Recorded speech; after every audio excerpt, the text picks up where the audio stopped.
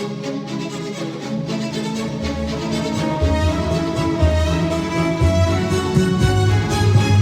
live play.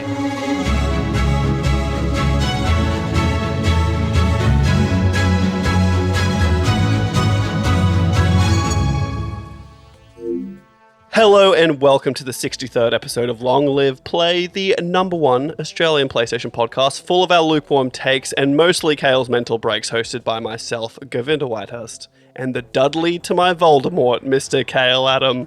If you like what you hear, you can and should review us on any podcast service that allows it. I'm begging you, please, please, please. We also have Instagram and Twitter at LongLivePod if you want to follow them. Sorry if you do, they're a little bit quiet at the moment, but it's been a quiet time, so accept us for who we are. With that out of the way, Khayl, how you going? I resent the Dudley comparison. Why? I just think that's a low blow. No one wants to be Dudley. Dude, I was evil incarnate. I don't know, like, I tried to balance the scales a little bit. You might be an absolute dud of a human, but I'm also Harry Potter's version of the devil, so... We all know that Dudley is worse, though, because he's sort of like a real... It's real. We've all known he's worse Dudley. because he's a muggle. Don't use that word. Bro, get these muggles out of here. Oh, wait, no, it's mudblood. That's the slur, isn't it? That's Mudblood is the slur, yeah. No, I didn't want to get that far, but the muggles got to go, bro. They're dumb. Yeah, no, I'm with you on that. But I'm pretty good. It's been a good week. Just a lot of great time, self-reflection, not a lot of exercise, failing on that front, but mentally thriving, firing on all pistons. So it's great. It's great. It's just a good week. There's no reason. It's just it is. Yeah, I'm a simple creature. It doesn't need much for me. You know, I've done my work. I've relaxed. I've gotten to play video games. That's a good week. That's good, I guess. How about you? What's new with you? I wasn't paying attention to you because I'm just stressed. I'm stressed out. I've transitioned into a new same role, different company, same company. I don't know. It's very confusing. And so I do the same job, but I feel like it's just more stressful. And they just dumped a whole bunch of work on me like 2 days ago, and I was like, I can't do all of this by the time it's due. It's impossible. I actually can't do it. So look, just stressing out a little bit, but that's chill. With more stress comes more money, which is nice. But sometimes I like a good balance where, like, if I get paid decently, but I don't feel like I'm gonna absolutely collapse of heart failure, then that's a win. That is a win. Look, you just had time off. I don't really have much pity for you. Yeah. Well, I had time off, and then I came back and I was like, oh, it was nice, like nice little reset. And then out of nowhere, they were like, hey, we're going to put you in the other team, the other company, whatever. And I was like, sweet. And then I got there and I was like, this is fucked. I'm so alone. Well, look, that's nice for me to hear. I like to see you struggling. I hope this means you'll lose your hair at a rapid rate. That widow's peak I'll will never continue to form. catch up. I'll never catch up to your hair loss. How dare you? Well, you can't come at me like that and not expect me to come back. Like I've made a conscious effort over the last, I'm gonna say 50 episodes to not talk about this. And you come at me like that? Come on, bro. I think what I need to do one day is I'll just shave the head and I'll focus in on the beard. But what I'm scared of, and I think every man has this fear deep down, is that my skull is weird and it's like a weird shape. And the other fear is also that if it's already kind of thinning, if you shave it, it may never grow back. Yeah, you know, like there's that. like those stories of people who are like swimmers, so they always shave their head, and then then like they're not swimmers anymore, and they're like, oh, I'll just let it grow back finally, and then all of a sudden they're bald, and they're like, fuck. It's a tough time to be alive. You'd think with all the advances in like modern medicine, there would be a way better way to grow your hair back, right? It blows my mind that it's still not really there. Yeah, I mean, we waste all this money on cancer research. You think we would have figured out the hair situation? Dude, if you think that we haven't figured out how to cure cancer like 40 years ago, you're crazy. We figured it out, but then the pharmaceuticals were like, but what about all our money? And then they didn't, you know, this evil pharma dude. The tinfoil we should have cap. we should have a conspiracy theory podcast. That'd be pretty fun. I'd be into that. We can look into that. been playing any cool video games? Bro, I love Cult of the Lamb. I love this game. It's a good time. Like, it's not without its faults, for sure. But I sat down with Cult of the Lamb day one, because I came out, I woke up, and I was like super psyched, because I remembered. I was like, oh, fuck yeah, and I started playing it. 6 hours later, I was still playing it, and I was like, Jesus Christ, like, what happened? I think it was maybe the night. Yeah, it hasn't happened in a long time, and I think it was maybe the night of the day it came out, and then I woke up the next day, and I played it for like another 7 hours, all day. That's all I did all day. Really? Love Cult of the Lamb. So good. It's like, there was something about it where, like, when I first started playing, I was doing this thing where I was naming people that were joining my cult, or animals, or whatever they are, that were joining my cult. Like, I was naming them my friends' names. Okay, and then really quickly, when you unlock, like, the ritual of sacrifice, you realize that maybe that wasn't the play. Yeah. But some shit went down where, like, I had Emily in there, I got Sean in there, I have some other friends in there. They, like, died of illness because the cult had a rough period. It was definitely a very early rough period of the... it's called the Church of Gov. Oh, interesting. Interesting. Instead of the Church of God, obviously, it's a play on that a little bit. So the Church of God had a bit of a rough stage, really struggling around maybe day 10 to 15 to 20-ish. So Shane and Alex died. I buried them. And then I'd given people these necklaces that you can give people to give them like little boosts and like resource harvesting. But then I found one that was like, hey, it'll double their lifespan. So I was like, oh, sweet, I'll go to Emily, I'll give it to her. But I'd already given her a necklace, so I couldn't give it to her. So I gave it to Sean. Emily died of old age. She wasn't super stoked that I told her character had died. So then I got the ritual of resurrection. So I revived her. And then I realized I was like, all my friends can be here forever because I'll just keep resurrecting them, and it's a perfect time. But no, I love this game a lot. I have a lot of questions here. First off, and perhaps most crucially, is what kind of animal was I? Now, hypothetically, you didn't make the cut of people that I put in the game. Well, because I thought it was a bad idea. I was going to do it like everyone I knew, and then I thought it was kind of a bad idea because eventually, like, they're going to die, or like literally someone comes up to you and goes, "Hey, they're a non-believer. You should murder them. So you've got to go and murder them." You know. And I didn't want it to be like, "Hey, like Khayl is a non-believer and he's talking shit on you. You should go murder him." So I didn't put you in there.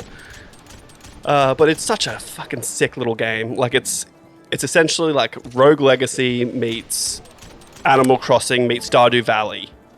Yeah, that's a good mix. And then there's like I don't know, I guess the combat is sort of the outlier there. That's sort of its own No, very thing. Rogue Legacy, other than it being not side-scroller, it's isometric, I guess is the difference. For me, I kind of see it being, it's almost like Enter the Gungeon without the guns. Like that kind of combat where you're like rolling around and it's kind of pretty quick. It's like, I guess the rolling, it is pretty quick, but Rogue Legacy was quick, and it was a side scroller, so it was different for sure. But the way the rooms procedurally generate, you start off and they give you a weapon and a spell, which is the same as Rogue Legacy, and you kind of just get what you get. But as you go through the dungeon, you'll find different ones you can choose from. The perk system that you have when you're in the dungeons is pretty chill, where it'll give you an option of like you can pick one of these 2 cards that you can add to your thing, and it will change kind of your build for that, which is, I don't know, even like very returnally, I guess, like building as you go. And it's funny because like the combat's fine, like it's not special. You have a button for attack and a button for a curse, and that's it, and a roll and a dodge. Yeah, I think I'm very positive on it too, just to catch up. I think I've played less than you. I'm like nearly at the second boss. There's 4, presumably. Yeah, I'm at the 3rd 5. boss at the moment. Yeah, okay. Yeah, pretty positive on it. I really like the management side. I feel like the combat could be a little, just like one step more in depth for me. Yeah. It's a little, for how much time you spend fighting, I just kind of wish, because I don't know, my issue is like, I don't love all the weapons. Like, I don't like the claws, I don't like the dagger. And like, if you kind of get that, you're like, oh shit, here we go. I'm like stuck with this. That's true. The claws, you kind of, it took me a while to figure them out, but I didn't realize that their final move in a combo does like catastrophic damage. Yeah. The hammer took me a little while to get used to, and it was weird because like as you upgrade your cult, you'll upgrade what sorts of weapons you get and what levels they are as you go through. Yeah. I think that's it. I just wish the combat was at the level of the cult stuff. Because there's so much to upgrading your little settlement and like what you can do with your followers. Like there's so much shit. I did just get the ability to like the demon ritual. Like I turned one of my followers into demonic, a demon. Yeah. That's demonic, pretty good. Possession. That sort of helped out a little bit. But yeah, I don't know. I don't really know how I want it improved. But I just wish there was like a little bit more. Like maybe... Part of me almost thinks it might have benefited for being more like Rogue Legacy and that like being like a side scroller. I could see that. I really didn't mind the combat being as simple as it was because when I heard it roguelite, that turned me off. And so the fact that it's really not that difficult. No. I've only died at the third boss a couple of times, and other than that I really haven't died except when I put on a different tunic or cloak or whatever they're called, and I didn't realize I was taking double damage. But I think you are right. I think like if you're looking at what parts of the game I like the most, it is the settlement management that is the best to me. Like I just think it's super interesting, and I guess on the downside of the game where I think it kind of falls short a little bit is that I've maxed out my settlement and I've maxed out a couple of my trees, and so I'm collecting faith still from all my followers, but I can't spend it really on a lot. Yeah, right. You know how you can level up your little follower levels, and then that'll give you a little piece of a tablet. Get 3 pieces of the tablet, and you can do a new like ritual or a new perk for the whole cult. And once I maxed that out, I was like, well, I don't really see a reason to be talking to my followers anymore because I'm not getting any levels and I'm not unlocking new rituals, so that feels kind of wasted. So like Sean and Emily are level 15 and everyone else in my cult is no higher than level 2. I'm pretty interested because I kind of found the combat fairly difficult. I'm just playing on normal. Like there's no difficulty trophy, so that means I just play it on normal. But I haven't lost anyone in the cult. And I'm not that... I think I'm only on like day 15. Yeah, okay. So yeah, it's interesting we've kind of gone the other way there. There's food that you make that... I didn't realize it, but there's food that you make that will...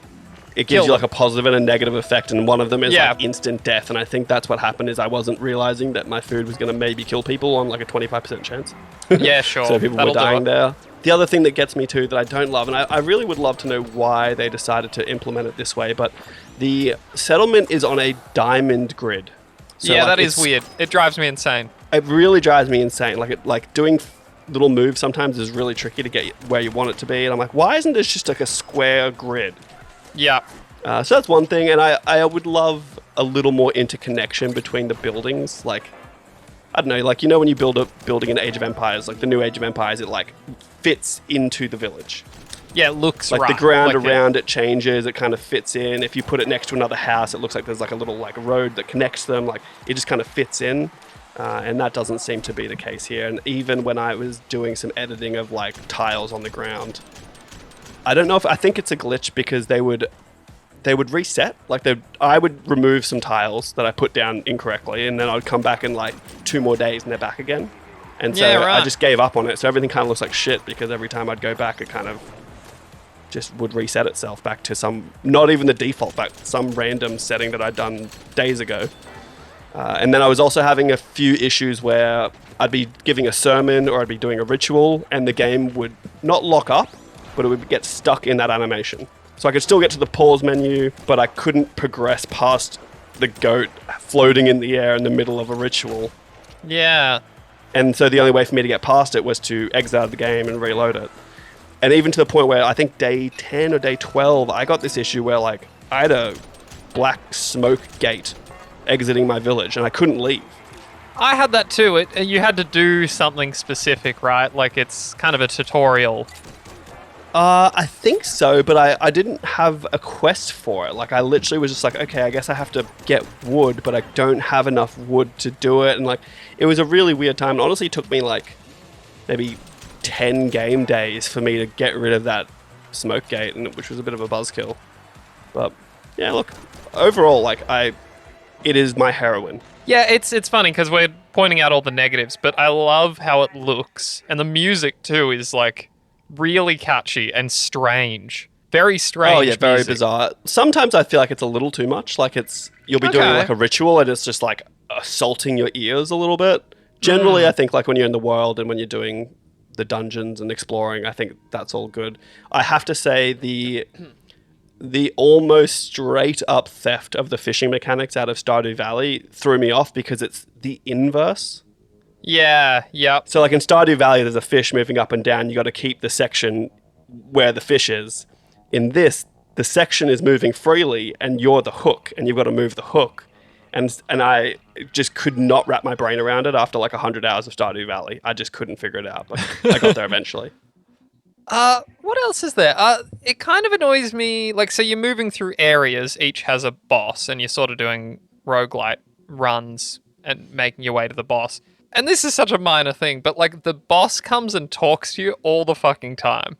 And I feel like that happens several times too many in each area. Like they'll be like, ah, ha ha ha, and like talk shit.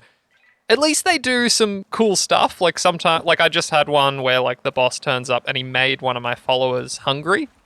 Yeah. Like like they kind of like do little things to fuck you up, but it's, I don't know. That's just been a weird thing I noticed. That is a minor little, that's a weird little gripe to have. I really didn't notice too much, but I do like that they like, you'll be in the middle of a run and you know you're already low on faith at the cult, but you're like, I need to get whatever I need to get. And then they're like, everyone's sick. And you're like, God damn it. Like, what? You gotta go deal with that. I haven't had anyone be sick. Like, Have you had a dissenter yet? Nope. I've had such an easy run on the cult. Like, maybe that's what I'm better at. Because the combat has really stuffed me up. Like, I died on the first boss twice, and I just died trying to get to the first boss as well. Interesting. I just dodge. Like, I'm a dodge roll lord. I will constantly just be dodging. Like, I'll dodge into the boss and like get a few hits and dodge straight back out, and like I've gotten pretty good at it. The third boss is bullet helly, and I don't love that, and I've really got to deal with it, but I will get there. I don't know, I was just loving it, and I think there was this like, and maybe it wouldn't happen on a second playthrough because I obviously know what all the things are, but there's like a discovery to it where like you're unlocking another ritual and you're like, wait, what? And you always will have a choice, which is cool because it does give it some replay value where it's like, well, you can unlock this, or you can unlock this, and you'll choose it and it'll lock it in for good, and you can't ever go back to that choice. So I can't even think of any examples of the choices that I had, but I just did one. I do appreciate that. Which feels somewhat broken, like it was one of the money ones, and now I can bribe my followers. All of them. It's like the Ides of March or something. Yeah, I know what you mean. Yeah, and so for 3 coins a day, you can bump their experience. It's about a fifth of their bar, and it feels broken because at this point I have 700 coins, and so 3 is nothing. I can give everyone... Well, eventually you'll need to make gold bars out of those coins and add a sacrament stone or something, and it's going to cost you a lot of coins to do that, and you won't have enough money. I just built that, actually, just then. The way I dealt with that is I would always like do the thing where you can just boost it by giving them like a high five, being like, hey, what's up? I forget what it's called. Do you bless them? That's it. When you bless them, and I bless them, and if they're just a fraction off going up a level, then I'll bribe them. And again, I don't want to come off negative, because this is a very strong game. Like, I can't deal with how good the animations are for your little followers. Like, I have, every single one is unique. I make them all like the proper little like happy tree friends. Like, I don't have any of the like spidery or shrubby ones. Like, they're just basic animals, all of them, and each is different. And I love that like their traits, I believe it's their traits, determines what, like, so you can sacrifice them. I've only done that twice, but I had one that I sacrificed and he didn't want to be sacrificed, so he's like screaming and crying as it happens. But then I had a fear of death trait or something? Yeah, something like that. But then I had a zealous one, and he was like smiling while we sacrificed him, and it's so good. Like it's so creepy almost as well. Like some of the animations are so rad too. Like there's a spider around that always has a follower in a web as you're going to explore, and like you can buy the follower off them, and you buy them off them, and they're always like super stoked, and then you summon a portal below them and bring them into your cult, and they're like drop by. It's really fun. Even I just was loving it. I was having the best time. My favorite is just the lamb that you play. Like if you're just standing still, he looks all cute, he or she, and the second you move, it gets like this little murderous look on their face while they're running. Like, I just love it. I'd love like a little, like some merch. This is like a little character I'd love to have, like a shirt or something. I feel like there'd be like a cool plushie or something. Oh, Govinda is showing me his lock screen, which is Cult of the Lamb. It's a pretty chill wallpaper, if I do say so myself. Pretty chill. I'm the biggest fan of this game, honestly. This is was. I haven't been addicted to something like this in a long time, and a lot of it's like the serotonin of going up to your statue of you, and just like sucking up all the faith that all your followers have dropped in there. But it's very nice. I would love it to be a little deeper, like, or even the option to like swap out perks. Like if I level up again, I can then swap out one of the rituals that I have. Yeah. And swap it out with something else, or I don't know. I just feel like I've hit this kind of like maybe 12-hour mark, and I'm like, there's not as much for me to unlock, so I feel like I'm not getting rewarded as consistently. The developers said before launch that this is basically about like a 15-hour game, so you're pretty much running up against it. You probably spent more time than I guess they anticipated doing the cult stuff. Oh yeah, I saw a dude on I think it was on the subreddit, and he was like, this game is broken at 80 followers, and you see his little 80 cult followers? village. It was 8. fucked. I have 8. You see his cult village, and I was like, yeah, it's broken, dude, but I don't think you're meant to have 80. Like, I have 20, and I'm like, that's even a lot for me to deal with. Look, and it's like, we don't need to get into it, but I've been playing a shitload of RimWorld still, and I do wish like Cult of the Lamb learned a few lessons from that, because it's kind of a fucking nightmare to like figure out which of your followers you've blessed or like bribed or whatever, or what they're all doing at any one point. And it's like RimWorld has got a pretty, again, it has its own problems, its UI has its own issues, but at least you can see at a glance what everyone's doing. Yeah, like I thought it was weird that I didn't have a cult view where I could see all my followers and like what I'd done to them and what I'd said to them in like one clear view. I was like looking for it, being like, surely they've got to have one where of a list of all of my followers. Another weird thing, and I still don't have an answer as to why, but when you do like a sermon in the day, like your daily sermon, only like 6 of your followers are there, even if you have 20. I just noticed that because I've only got like 8, but I could have sworn that there was only like 6 in there. Yeah, I think you always only have 6, and I'm assuming it's like your 6 like longest serving or something like that, because like Emily and Sean are always in there. It was very strange because like I had a quest from someone to be like, hey, I need this person and this person to get into a fight, and I have a fight pit as one of my rituals. Oh, nice. And then I got in there, and neither of them were an option, and I was like, what? And it was very strange. And it doesn't really explain to you why your entire, like in my mind, if I'm running a cult and I do a sermon, I'd expect every single fucking person to be in that sermon. Yeah, I want you all there. If I'm sacrificing someone for our God, I expect everyone to fucking be there. So that was very strange. But I still can't, definitely not perfect by any means, but no, pure heroin to me. Yeah, I saw a lot of perfect scores for this game, and I don't think that's quite accurate. But this is at least an 8, even being conservative. Like, this is a very cool game. It's different. It's, 2 things that I wanted to hit on before we go. This game continues the dominance of Australian indies, by the way. I'd just like to put that out there. Australian. It's like, what is it? Monster. Massive Monster or something? Massive Monster, that's it. Yeah. In the tradition of Untitled Goose Game and Unpacking, this is like another critical darling. And actually, it kind of blew me away because I knew that, and then when I booted up the game, they must have gotten a grant from the government because there's like on their splash screen, it just says like the Victorian government. Because that is classic. Melbourne's really good for all that. Mine's been in rest mode, so I booted up once and it's been played. It's been on ever since, pretty much. Yeah, right. Well, yeah, no, that's pretty interesting. And then my final thing was Erin told me she saw someone on Twitter naming their cult, and they just called it Hillsong. And I was going to call mine Jonestown. Yeah, right. I thought that was pretty good. I was going to go with Jonestown, and I thought that was maybe a little bit too far. So, what is it? Branch but Davidian. Yeah, overall, big ups for this game. Like, honestly, it's probably in my Game of the Year discussion at this point. I think so. I want to finish it at least. Like, I told you I was moseying up about the platinum. I think it's probably going to be a bit beyond me because I kind of struggle with the combat for whatever. I think the combat feels slightly too fast for me. I don't know if that's like, I just kind of, I feel like I roll too far. I'm rolling into attacks. Like, maybe I'm just too used to the more like Pretty solid... sure you're invincible during a roll. And there's also a card that you'll unlock at some point where you can roll and cause damage, which is helpful. I just struggle to like predict when they're attacking. I feel like there's not enough of a wind up. The bats, dude. The bats are awful. They hit me every time, and I do hate that. And sometimes you have bad runs, but a lot of it is like you're going to get hit, and it is almost just luck of the draw about the build that you get and like the hearts that you find and additional hearts that you find. I'm wearing a tunic now. I don't know if that's what they're called, but whatever. I'm wearing one now where at the start of a dungeon, I will just get given 4 cards immediately. I have that too because I feel like it's the only one. Like of the 5 that you can choose, that's just like clearly the best option. I've never found 4 tarot cards, so to just have 4. Oh, really? Not in like one run. I've had like 2 or 3.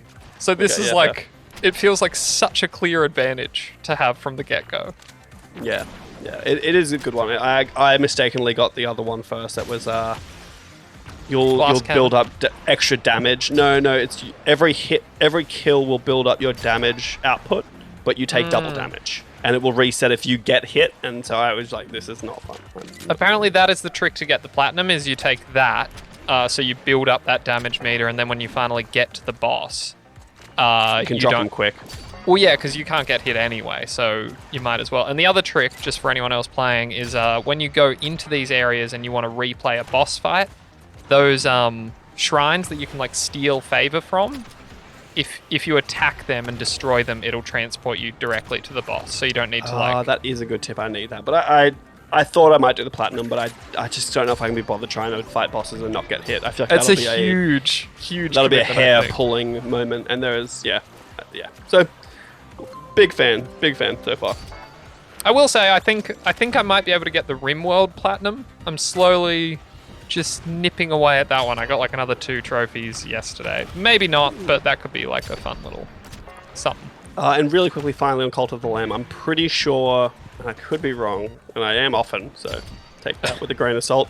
The developer is going to continue to support it, so I think that while it is what it is now, I think they're going to hopefully add more things to it that will kind of just make it better as time goes on, so keep an eye out.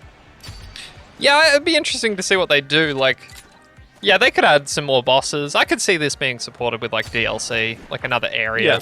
Yeah, more bosses. I will and should point out the bosses are pretty awesome. Oh yeah, and just like they have a style. Like the fights are all a very similar style, but they're all different in their own way, and you just have to kind of manage it. And it's you get better. It's not that bad. If you can finish Sekiro, you can't finish Sekiro. Never mind. No, I couldn't finish Sekiro. You didn't either. Don't come at me. No, I exactly. That's what I'm saying. If you could, then you should be able to do this. But I realized you're like me and you couldn't. So I guess not. I got up to Ishin, all right, and he just crushed me, crushed myself. I could feel how much of me that was going to take, and I just can't deal with that. Where you're just on one boss for a week or something like. Yeah, no, that's a very Callum thing to do, and I don't have that in me. I like to have fun. I too like fun. You know what else I like, Govinda? What? Quickfire news. Sucked in, Potter fans. Hogwarts Legacy has been delayed. That's right, Govinda. Hogwarts Legacy is not coming out until the 10th of February. That's only, well, it's been a few days, but that's about 178 days away. Thanks, JK. You think this is Rowling's fault? Surely it has to be, right? She made the game, right?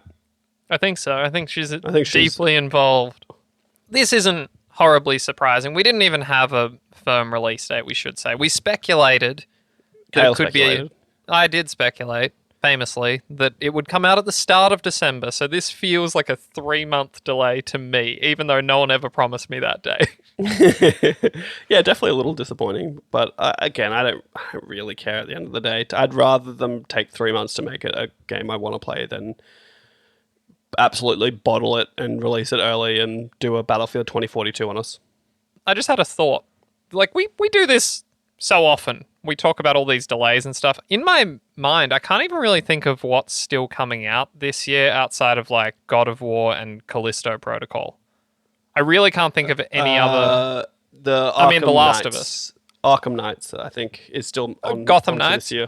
Gotham Knights, same shit. Didn't it get delayed or something? Or No, remember you used the same strategy to say when this is going to get released by looking at when the strategy guide was coming out. And That's right. So I think they did confirm a this year release date for Gotham Knights. But really, it's a bit grim, and everything getting pushed into next year means that the start of next year is going to be sweaty as balls. Just on Gotham Knights, did you know they cancelled the PS4 version of it?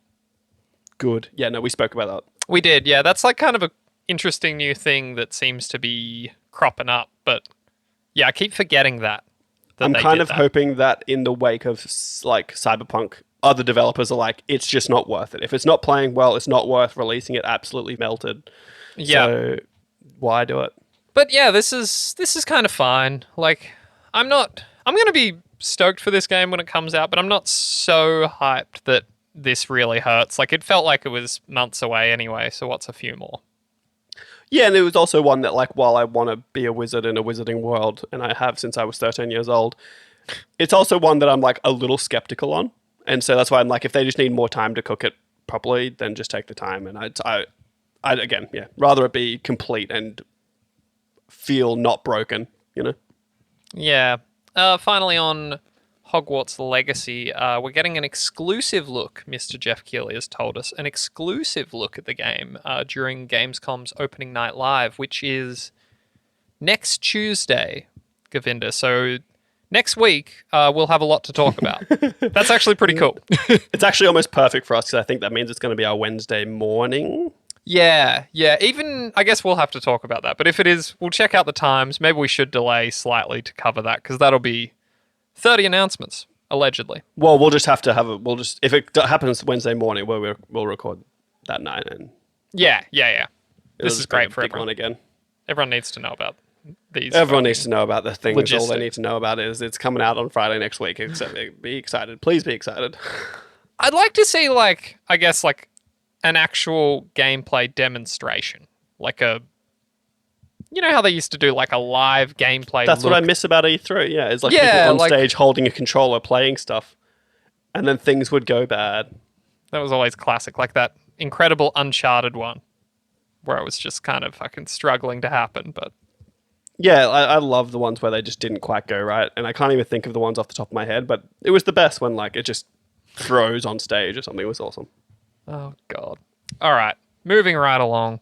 Govinda, my most anticipated game, Forspoken, got a new trailer this week, and people have been dunking on it. Dunking on it hard. And I almost didn't want to include this because I feel like it's too obvious. We've been making fun of it. I think anyone with a cynical heart can tell this game is going to be, it's going to be a little bit cringy. One of my pet peeves is, like, they don't want to swear, so instead they say, like, freaking. Yeah. And I'm like, just don't say anything. Like, like, either say fuck or fuck off. You know what I mean? Just to put it crassly. I can't even remember. What are the lines? What are the lines from it, Khayl? I need these lines. Sammy's got it here. I'm looking at Push Square, of course. The main character, Frey, says the following throughout this trailer, which is debuting some pretty cool gameplay. Like, that's the thing. The gameplay looks good. It does. It's the just monsters look interesting, the combat looks interesting, the traversal looks interesting, and then she speaks. And she says, "So let me get this straight. I'm somewhere that's not what I would call Earth. I'm seeing freaking dragons and, oh yeah, I'm talking to a cuff." Yeah, okay. That's something I do now. I do magic, kill jacked up beasts. I'll probably fly next. Cut to her, like, kind of flying, but not really, but kind of flying. The cuff part is so awkward because she's looking at, like, it's like a magical bangle. And the decision to call it a cuff is so strange to me. It's like a metallic armband or something. No, but it's more than a band. It goes up, like, the whole forearm. Well, yeah, exactly. When I think of cuff, It's more of I a think bracer, of, like, right? I think of, yeah, it's like a bracer. I think of, like, a cuff link when someone says that word. Like, why cuff? That's such a strange choice for what she's talking to. I don't know why they wouldn't have called it a bracer, because I'm thinking about it now, and it is just a bracer. Yeah, it seems And to it's be like alive. It's a talking bracer. Yeah, and it's like wriggling up transistor her sword. arm. But it's quite big too. Like, it takes up a large portion of her arm. It's not like a cuff seems to me like a tiny little like the button on the end of your jacket or something. It's Look, all I'm saying is if Beyond Good and Evil 2 needed a new writer 5 years into development, Forspoken needs a new lead writer now. This is going to be a tough one. It is going to be tough. And I was defending it early on when we first saw it, but like this trailer is, I don't know, it's like a sizzle reel, but it's pretty rough. And I just think about like playing this game and having to listen to that for 40 hours. And I don't know if I can do that. So this is Amy Hennig and Gary Whitta. Amy Hennig of Uncharted, Gary Whitta of Rogue One. Like, these are good writers. Why is this so awful? Are they even involved with this? Like, are they just names? Let's not forget, Amy Hennig is not making this game. She is the head of the studio, so she is more overseeing its production rather than hands-on writing the game. Gary Whitta, on the other hand, come on, bud.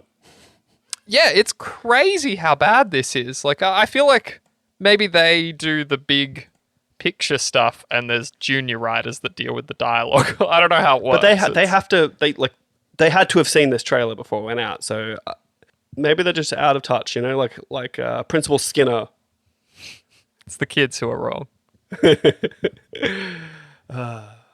Moving right along, Govinda. Rollerdrome is out. This is the cool cel-shaded skating. When I say skating, I mean like roller skating combat game. The less cool one. Well, you know, I'm a blader. Well, I'm an inline guy. Yeah, I was going to say, of all of the three, skateboarding, roller skating, and rollerblading, roller skating is the worst, but continue.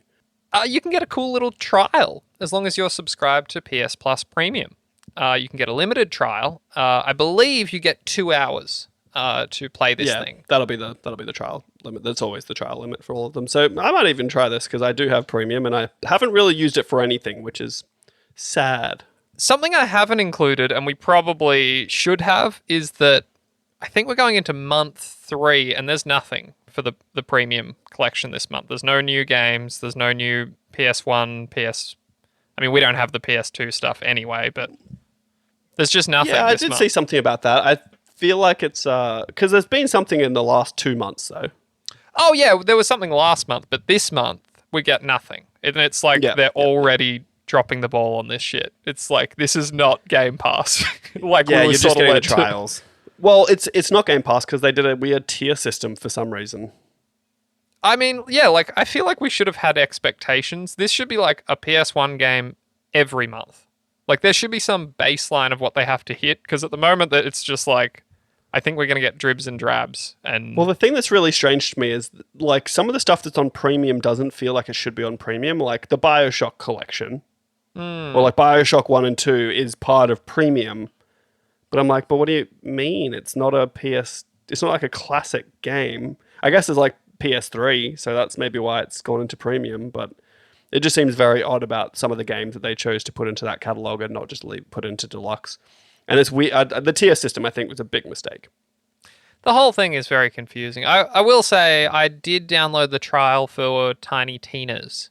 Haven't tried it yet, but that's like the one time I've found it interesting. I was like, cool, I can do that. I downloaded like Siphon Filter and Wild Arms and Ape Escape, and then I played Ape Escape for 4 to 5 minutes and haven't played anything else. So. Yeah. I mean, you and I upgraded and it's just going to be that for a few months now, but yeah, this does not seem worth it at this point. But I think Deluxe is well and truly worth it. I might make a thing of diving into Rollerdrome. I'll talk about that next week. I am pretty interested in this one. Oh, I'm definitely going to play it if it's a free trial for sure. But I don't want to buy it. That's the thing. But maybe you do. Maybe you'll play the trial and be like, that's it. I'm going to buy this. We'll see how we go. I just feel like this is going to be free one day. It just feels like it's going to be... Yeah, I just feel like it's going to be one of those. And this is the problem. Because I'm starting to have these thoughts where I'm like, well, I'm not going to buy this because I just know that's coming to PlayStation Plus. And I can wait.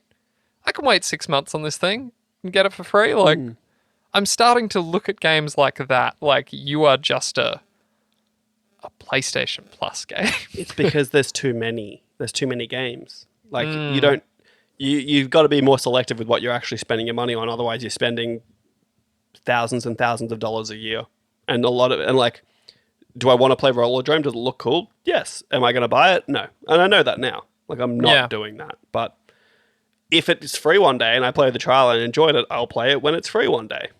Yeah. So that is just the world we live in now. This one was a bit of a surprise, Govinda. So THQ Nordic had a bit of a showcase this week. They showed off a bunch of games. To be honest, a lot of them were quite forgettable. There was a fair few, though. That was surprising. But probably the biggest one was the revival of Alone in the Dark, which I had to do a little bit of research. I've played one of these games, and I can't even remember which one it is. This is... Resident Evil is the touchstone. I don't think they were as good. They're certainly not as well known. But this looks interesting to me.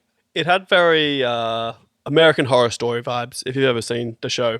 I actually haven't. It's very similar. Like, it just depends on the season. Each season of that show is a different setting, a different story, so it kind of changes like that. But the like kind of being in like Southern America, like those little vibes, and it's maybe a little dated. And my understanding of Alone in the Dark is that it's Lovecraftian horror. Yeah, the monsters definitely have that kind of vibe from what the trailer anyway. Another good touchstone is like the back half of Bloodborne, where things start getting like a bit cosmic and like it's all about like insanity and craziness. And because I played that The Sinking City briefly, that was like another Lovecraft game, and it's like, you know, tentacles and madness and sort of the southern twang, and everyone's really ugly and, you know, inbreeding and cannibalism and all the good stuff. It looks good if you're into it. I don't really play Resident Evil games, honestly, so I don't really have like the draw to try this out, nor did I ever play this on PS2 originally, so yeah, it's just sort of notable for them. Like you said a little earlier, you kind of surprised these, like, THQ Nordic is still around. It was a little bit hyperbolic. I did know they still existed, but I didn't expect them to be doing this. They teased a new South Park game. They've just quietly snapped up a shitload of IP. They reckon they currently have something like 26 unannounced games in development. They have more than 45 games in development. They are a monster. Wait. Can we just go back again? Why was that not the news? Why is there a South Park game you're not talking to me about? There's nothing to show you. It's just the very briefest tease. Like, you don't even see anything. Okay. Yeah. I would have included it otherwise. Important to note, I think it's a different developer, though. It's not going to be Obsidian. That's probably for the best, because if it was, we wouldn't get to play it on PlayStation, being that Obsidian is owned wholeheartedly by Microsoft. That's so upsetting to me, but it is what it is. It kind of is, but it would really only be upsetting to me if there was like a New Vegas 2 coming out.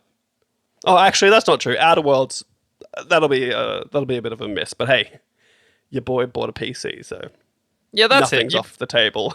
Yeah, you've got the best of both worlds now. Like, you can play Starfield, you can dive into these things, and they don't pop up very often. That's the thing. Like, it's only every now and then. Yeah, no, really, like Starfield, and that's kind of all I care for at this point that they have. I'm going to move right along. Govinda, can I ask you, do you think PlayStation will have one of its vaunted PlayStation showcases next month? Wait, I didn't see this one in the list. Yeah, it's probably about time. It probably feels like probably like 3-month intervals they seem to do it. Well, the PlayStation Showcase hasn't happened in a year. Last time we got one was in September. Like you mean not a state of play, like a proper showcase? Sorry, yeah. The actual. Sorry, I just think state of plays. Oh, well, maybe, I don't know, but I really hope so. Push Square is currently running a poll, 892 votes at the time of writing. 30% of people say, yeah, probably. 18% say, yeah, most definitely.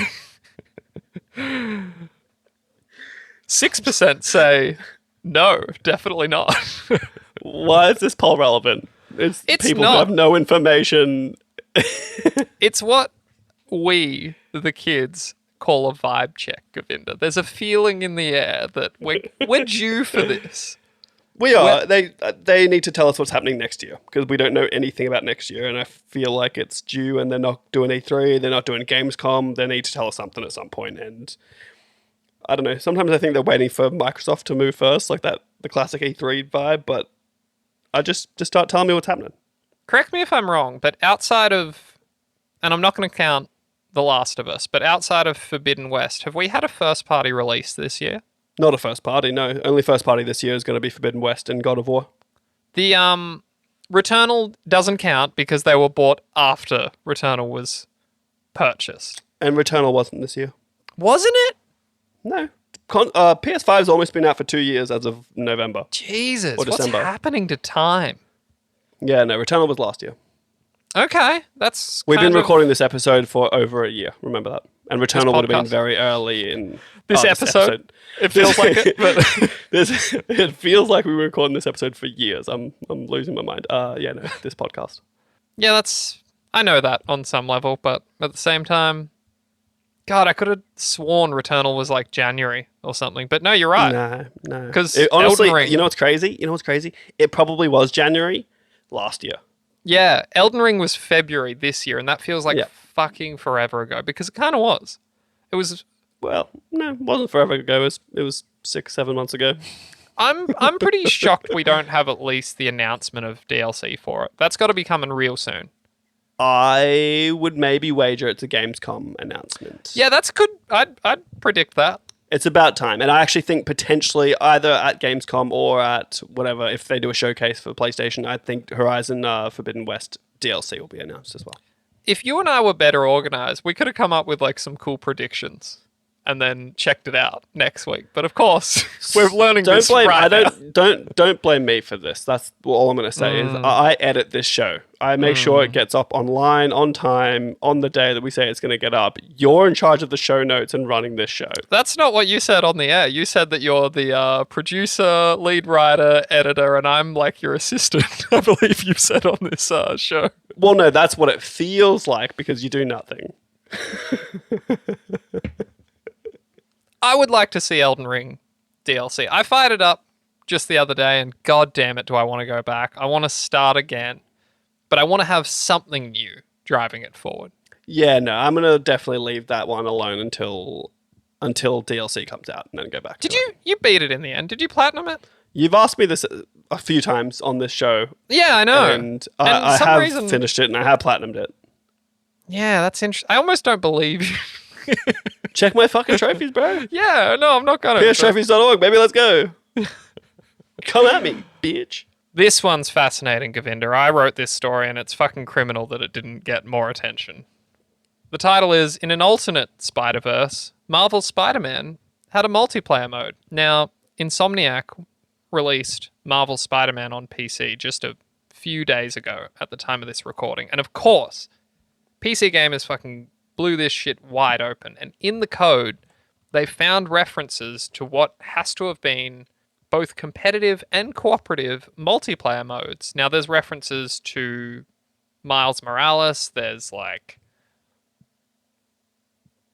There's just a lot of breadcrumbs.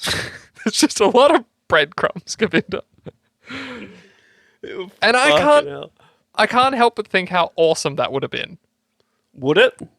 And we should say there are some theories that this might be coming in Spider-Man 2, but there's nothing to indicate that. What do you envision a Spider-Man multiplayer mode being? Like, I don't understand what it would be. There's only one Spider-Man. The only way that it would make sense in Spider-Man 2 is that Miles Morales might be there. That's exactly it. And yeah, one player would be Peter Parker, and the other would be Miles with his skill set. So you'd be using both. The idea was that it would be cooperatively roaming the city, just doing like activities. There is references to a red team and a blue team, and call-outs of like one player becoming the superior Spider-Man. For example, player one has become the superior Spider-Man, as if it was like a competitive thing. And these are all just lines found deep in the code. I think the only reason that I would really have loved it to be multiplayer is if it was a completely cooperative campaign multiplayer and you play as both Spider-Mans. It sounds great. And like, yeah, you stop But they can't crimes do it. together. I think they can. I think No, they so can unless do it. unless there's an AI controlling the other Spider-Man when you're not playing, you can't integrate them into the story properly. Well, what if it's just like you play as Peter Parker, Miles Morales, he's off doing his own thing, right? Like for all intents and purposes. But for the sake of the co-op, he just comes and helps out sometimes. He doesn't have to be there if you're playing solo, but he can be there. The problem I have with that is that they had such a focus on the story and it intertwining with like seamless transitions into gameplay and all that stuff. And if Miles Morales is there and then he just disappears or it reappears out of nowhere, it just is going to kind of take away from that a little bit. That might be overthinking it. Like, what if he's not involved in the single-player story at all, but when you're just free-roaming, you're stopping those random crimes, you're, like, finding those backpacks, you can just have someone with you for that, and, like, clearing those outposts. But I want it to be a fully cooperative story. Otherwise, it's just the free-roam section is co-op, and that feels a little bit like not quite there, you know? I just see it as, like, a why not, though? Like, it could be a fun addition. And again, this is a what if. It didn't happen. But I could see that being fun for people. I wonder how they would decide who's Miles, because obviously whoever's playing it has Spider-Man as well and is playing as Peter Parker. Yeah, they'd have to figure out the progression too, because it'd be super annoying if you like cleared a bunch of stuff, you go back to your game and do anything yeah. to you, yeah. It's I'm not a game designer. It's not to me to figure Look, this let's just put it this way. I understand why it didn't make it in. Yeah, I could see that, but a boy can dream. Yeah, you can try. And Khayl, before we wrap this up, did you see the Forbes article of Microsoft accusing Sony of paying publishers to keep games off of Game Pass? I did see it, Govinda, but as our listeners can tell from the fact that you're taking this one, I didn't read it too deeply. So we spoke about it previously. This is all part of like the regulatory approval process Microsoft is going through to buy Activision Blizzard. As a bit more of an explanation that we missed out last time is that when you're buying a company like this, you have to go through regulatory approvals in many countries, if not all countries around the world where it's relevant. Most of these countries keep these proceedings private, but Brazil doesn't give a fuck. So everything is public. And so it started off with Sony saying that Call of Duty was unrivaled and that no matter what resources they threw at publisher or at developers to make a rival, it will never beat Call of Duty. And then Microsoft came back and was like, there's nothing special about Call of Duty. It's generic, whatever. And they pretty much talked down their own sale. I'm like, okay, why are you spending billions and billions of dollars buying the publisher? But whatever, that's beside the point. The back and forth between Microsoft and Sony has continued. Microsoft has now accused Sony of paying for, quote, blocking rights, end quote, to third-party developers to keep games off Game Pass. Microsoft said in the proceedings, quote, Microsoft's ability to continue expanding Game Pass has been hampered by Sony's desire to inhibit such growth. Sony pays for blocking rights to prevent developers from adding content to Game Pass and other competing subscription services, end quote. So they don't specify any like specific games or anything like that, but they are heavily hinting that Sony is not just getting console exclusives like from Square Enix, for instance, but they're actually going out and making sure developers will only charge full price for their games on Xbox and not go on Game Pass. That seems like such a waste of money to me. Like, I get it, but at the same time, couldn't that money be used to secure your own exclusive? Like, rather than denying someone else one. True, but I think it's Microsoft's trying to show that PlayStation is scared of Game Pass and that they are as anti-competitive as they are accusing Microsoft of being by buying Activision Blizzard. Yeah, right. Now, the thing is, I don't think they give any sort of examples of this happening specifically. They don't give any evidence to reinforce the case at all. And the one thing that feels a little bit off to me is like it feels unimaginable that Sony could pay a developer more to keep a game off Game Pass than Microsoft is willing to pay to get it on Game Pass. Yeah. Yeah, I don't think they have nearly the funds. The capital. Yeah, Microsoft is a humongous company and Microsoft could buy Sony.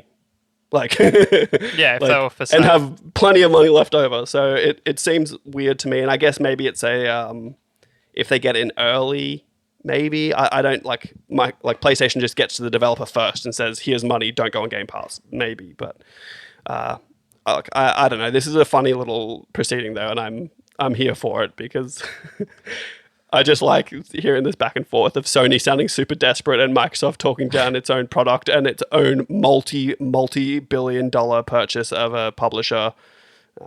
It is very, very interesting. They're sort of not wrong, though. They're totally wrong. I feel like Call of Duty sort of is in a league of its own in terms of shooters. I think and I'm not an expert, for me, the closest thing is probably like Apex Legends for feel of a shooter, like that fast kind of shooter. Outside of Call of Duty, I can't think of another game that does it better. It's not even that. Like in business, in marketing, there's a thing called like first mover advantage. And even if someone made a game that was as good and or better than COD is mechanically and like production wise, it still wouldn't match COD because COD is now just a name brand recognition staple of the gaming industry and will year over year be a number one top seller. And it is just the way it is. There's no stopping that. Yeah. It's just so hard too, because like they're doing the Fortnite thing with like the zany skins. I just kind of hate it. Like, I mean, we talked about the plagiarized skin. There was actually another plagiarism this week, apparently, another accusation that they've ripped off another weird skin. Another skin? Yeah, it's like, it's not as exciting or interesting, but it's just, yeah. That's wild, theirs. Dude. Isn't it crazy that someone could work for a company like Activision, or I guess the developer like Raven, or whoever is making the game at the time, and it's a huge game, like millions and millions and millions and millions of copies are going to get sold of this game every time, and they still think that they can get away with completely ripping someone off and just they're not going to get found out? Yeah. Like, what's the thought process there? But like, oh shit, I've really got to get this skin in for this deadline, and you're just like, I'll just do this skin that already exists, and that'll be fine. No one will know. Yes. But anyway, this was all just a way for me to segue into. Have you seen Goku in Fortnite, Govinda? Oh, dude, wait, what? Yeah, Goku's in Fortnite. He can do a Kamehameha. It's really weird, and then he can do that little fucking floss dance. Dude, I hate that. I hate that. It's hard. Don't ruin Goku. It's hard to watch. I saw a great tweet that was like, somehow, like Ariana Grande, Spider-Man, that's fine. But the second you're putting Son Goku in here, you've gone too far. This does not... Naruto's fine. This is not fine. Well, Naruto runs like he's in Fortnite already, so that's fine. But unless Goku is flying and fighting only with hands and... No, he has guns. Like, he has all the guns. But yeah, I hate that, dude. I don't really know how it works, and I need really Kamehamehas, easily... I need, like, Kai Blasts. Well, so he can do the Kamehameha. I've seen a clip of someone killing someone with it, but I don't know how that works. I don't know how you... Interesting. Yeah, we should explore that. I can't. No, we can't. We shouldn't. That's what I'm saying. Because, like, you'll have to buy him.